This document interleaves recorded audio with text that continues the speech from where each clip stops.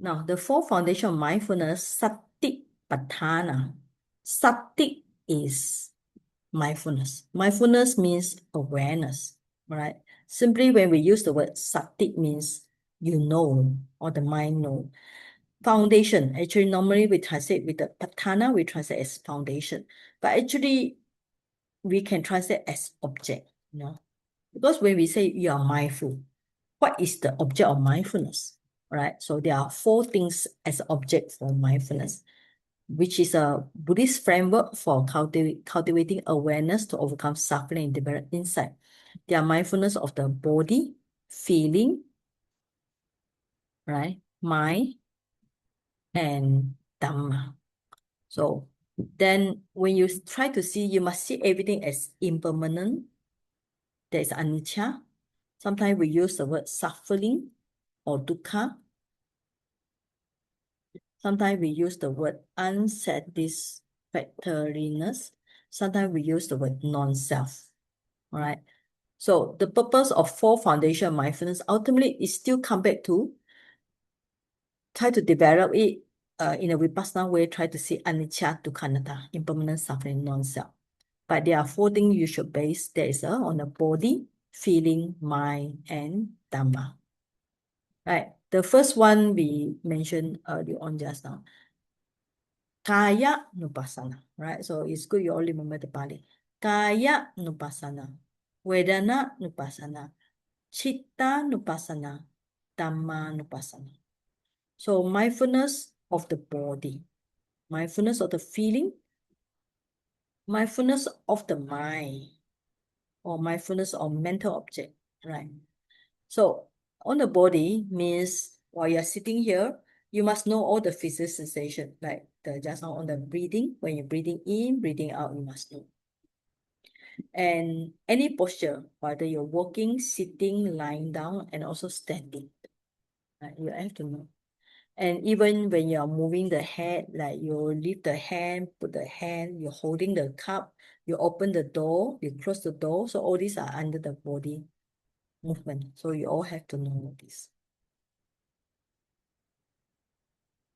So that is, in brief, means that the mind should observe the body, whatever the body doing, whether walking or whether sitting or breathing or anything, you should know, including the four great elements. Later we'll study Sutta, we see all this, all right? And the second one, compared to body, is more gross. Feeling is more subtle. But you also should know whether, in brief, feeling we can just sum up to pleasant feeling, unpleasant feeling, or neutral feeling. So any experience, when you see something, you see a dog or cat, if you're a dog lover, you will see the cat, you will have pleasant feeling. But if you are very afraid of the dog, because you've been bitten by dogs before or been chased by the dog before, so the moment you see the dog, you have unpleasant feeling. Or maybe the weather is too hot, so you feel unpleasant. Or you open the aircon, you feel pleasant feeling. All right. So that's a feeling. Now the mind. Compared to feeling, which is very obvious, the mind is much subtle. Why? Because there are many types of mind. Sometimes the mind happens fast. Compared to feeling, feeling is actually a big category. We only say here is three. But the mind is actually three. Okay. For example, you have a calm, you're angry, distracted. So all sort of feeling. As the feeling is very, we call it more subtle. That's why it's put as a third foundation.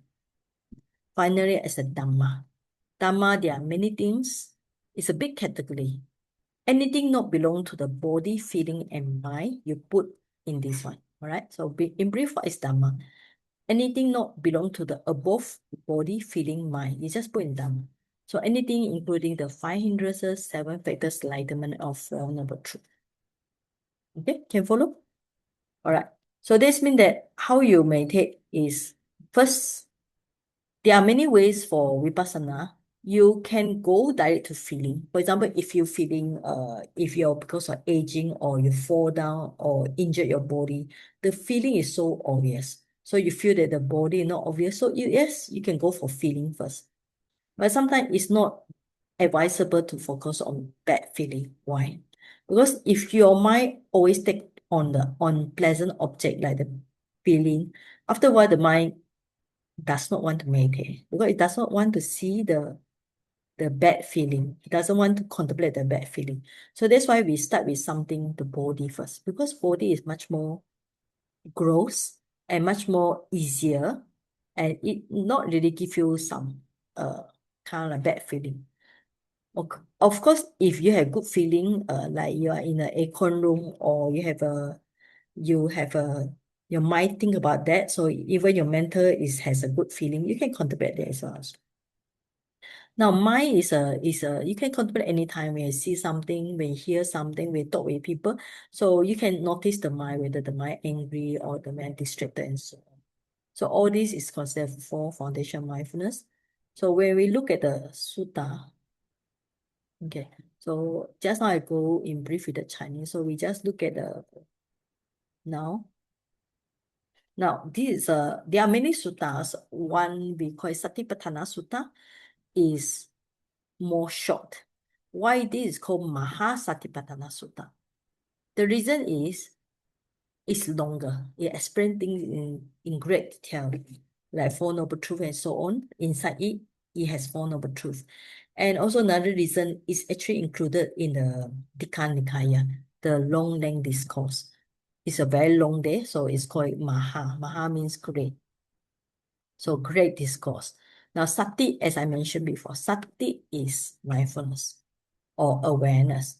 Paṭṭhāna is foundation. Now, the meaning of Paṭṭhāna, in fact, is just an object of our awareness. So Satipaṭṭhāna means object of your awareness. What do you aware of? You're aware of feeling, you're aware of your mind, you're aware of the body, you're aware of the sensation. All right, now do you understand the meaning of Satipaṭṭhāna? Means the awareness of your object. Okay? All right, now according to this sutta, at one time the Buddha go to the Kuru. Now the reason is why the Buddha go there, because the people there, they are having good health. So it's a very good place to preach the Dharma because they can attain easily. Sorry, because if people are not having a good health, they cannot practice well. So people there are very in excellent health. So that's why. And when the Buddha say bhikkhu, it does not mean only monk, because sometimes when we say bhikkhus, means there are monks there, there are bhikkhuni there in front. So the Buddha addressed them, but behind they also have lay people. Okay, so here means meditator. So they reply to the one. And now this is the introduction. Now, when we say the Buddha discourse is very good because it has the beginning, middle, and end. So at the beginning here, the Buddha say the seven advantages of practicing the Satipaṭṭhāna. First is purification of beings, right? Now, ekaya no single way. Okay, now sometimes people may say there are many sutta. Why is it say single way? Is it the other sutta cannot be used for purification of beings? It's not say like that. Single way means sometimes the commentary said it's a straight way. So if you practice this one, definitely you reach the purification of you, purification of beings. This means that your mind will not be sidetracked to other path or other things. So if you practice this as a single way, you definitely will get the purification of beings. So when the beings have this purification, so this purification means refer to the mind. So when the mind is purified, so then they can overcome the sorrow and lamentation, right? Sorrow means like the mind feeling grief. Lamentation actually refer to like crying out loud. So when the sorrow is very strong, so the mind want to cry, so the person will cry. Now, for disappearance of pain, pain refer to bodily pain. And grief here refer to mental grief. So this is a body pain, this is a mental pain. So in fact, we have two, body pain, mental pain.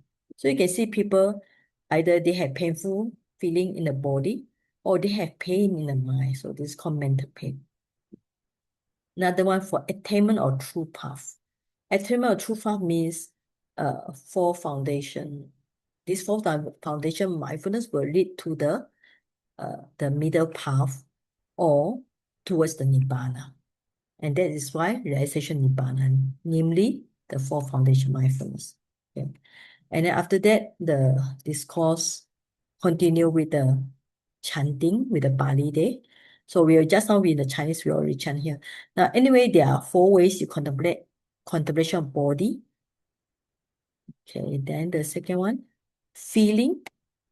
Then the one, mind.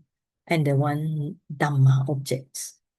So means body, feeling, mind, and dhamma. Right? So kaya, vedana, citta, and dhamma. And the criteria of practicing is you need to be, although means with having an effort, you need to have some knowledge or wisdom here. And of course, you need mindfulness. So you need, atapi is effort, sampajano is kind of like wisdom, and satima is mindfulness.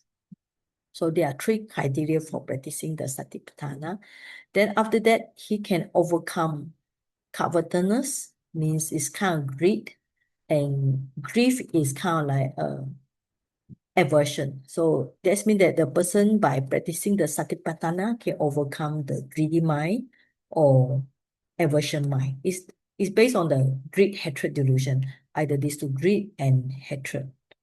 And for the world means, is for here actually is much more on inner world. Inner world means your own mind and matter.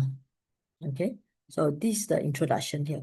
Now after that, the introduction finish, or here is kind of like summary. Now it start with the body. So in the Kāyānupassanā, the first one is talking about breathing meditation. Now, Anapana, I think most of you know this one. Anapana refer to breathing. Now, how should a monk contemplate the body as a body? Now, when we see this Pali, it always had this word, body. Kaye Kāyānupassanā. What's the meaning of body as a body? Is it they are repeating here?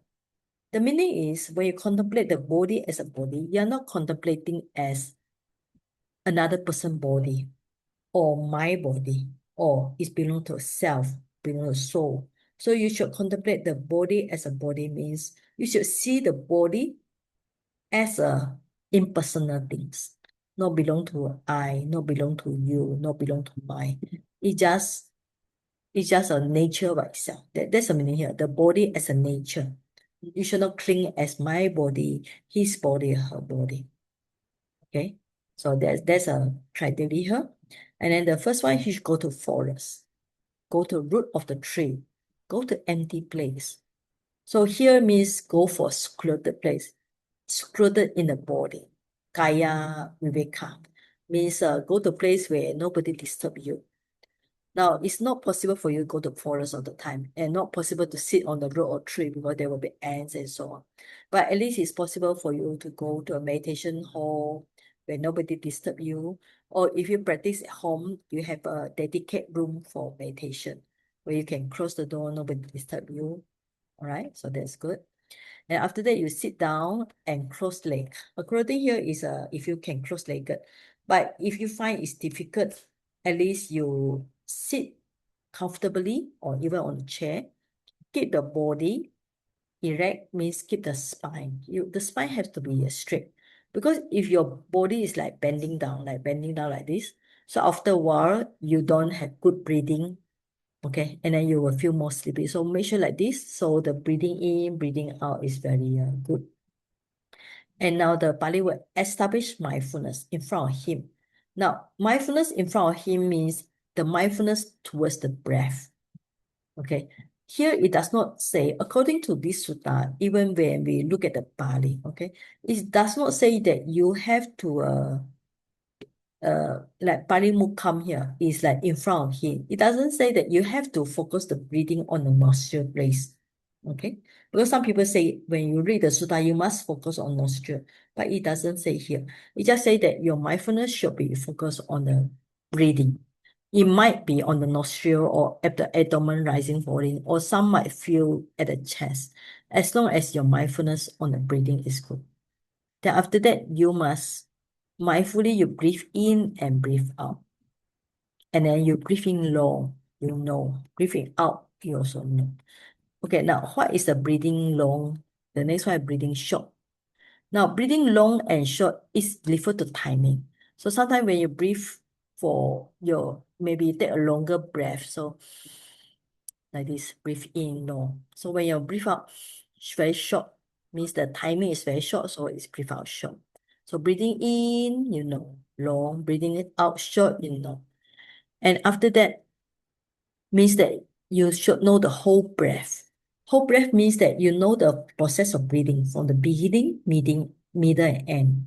Because sometimes when you breathe in, halfway when the breathing is not finished yet, then your mind go wandering. Your mind go wandering. So it's not the whole breath. Whole breath means you must fully concentrate or fully be mindful of the whole process of breathing from beginning to middle and end. And after that, breathing in, beginning, middle, end. Then beginning, middle, end again. There's a whole breath here. So as long as you can keep focus on the whole breath, then your mind start to be tranquilized. You have passaddhi, right? So that's the meaning here. And after that, that's the first one. Now, about this part is in Pali. Uh, this part, iti ajatam. This is the vipassana point. All right, so this part is the vipassana point. Now, what is vipassana point? Vipassana point means that, like we mentioned in the Visuddhimagga class, what is vipassana point? You try to see the cause, right? So let me read first. So you should know internal, external. Now, this means that you should know your own body. External means people's body. You also can contemplate in this way, or external refer to all the material things like the tree or whatever. So you should see everything has arising, everything has vanishing. Now, arising and vanishing means when there's cause, like our body comes because of ignorance in the past life, because of karma of the past life, we acquire the body in this life. So there's a arising cause. Or because when you have good nose, of course, the nose is not stuck, then there's a breathing. Now, vanishing cause means when there's no ignorance, no karma, or when you pass away. When you pass away, of course, the breathing stop. So that's a vanishing phenomena. Means the breathing will stop. Then after that, he should contemplate both arising and vanishing.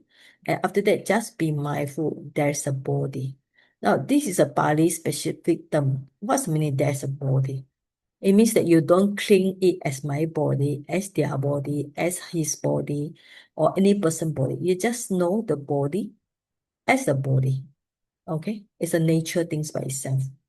Or your breathing also nature. So the breathing as a breathing. Now, because when you're contemplating breathing, you should know the breathing as a breathing. It's not my breathing, right? The breathing in and out take place by itself.